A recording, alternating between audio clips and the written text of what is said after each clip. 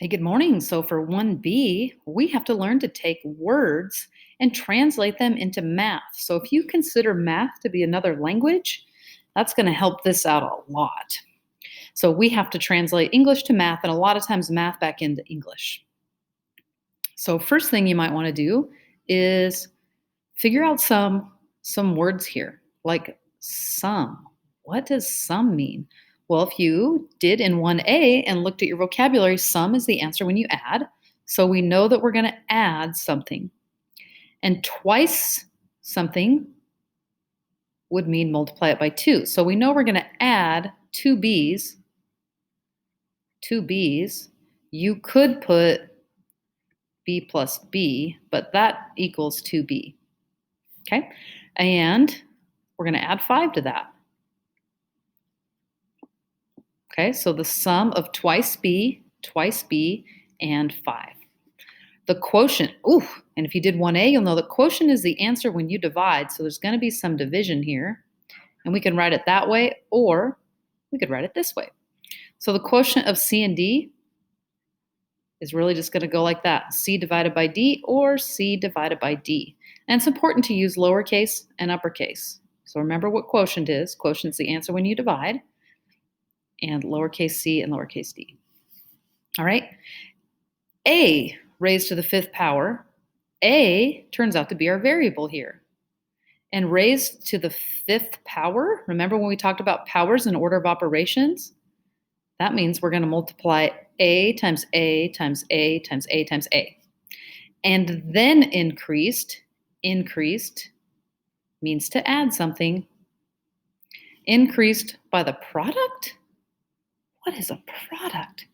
Well, yesterday's work said that a product is the answer when you multiply. So we're going to multiply 5 times C. Now, there's a lot of ways to write 5 times C. You could write 5 times C. You could write 5 times C, but this way is not correct anymore because that X doesn't mean times. That X could be a variable.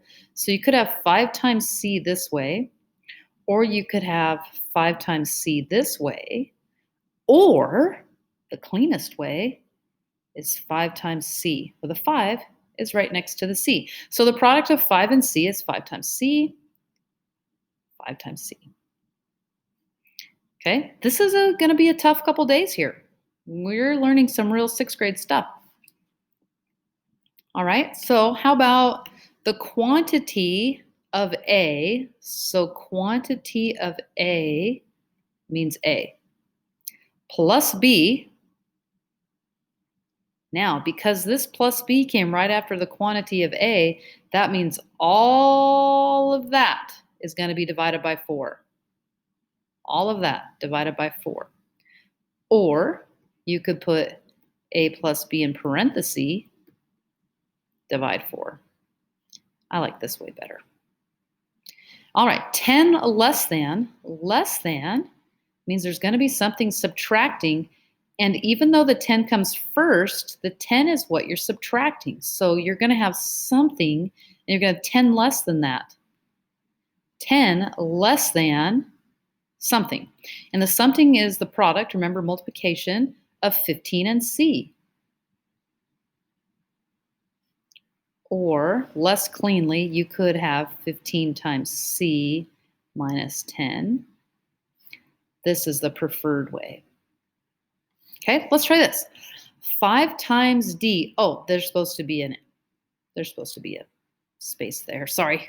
5 times D and then increased by 8. So the and then means we do it after we multiply 5 times D. 5 times D, then increased by 8. Okay, I'm telling you, this translation, it's not easy stuff.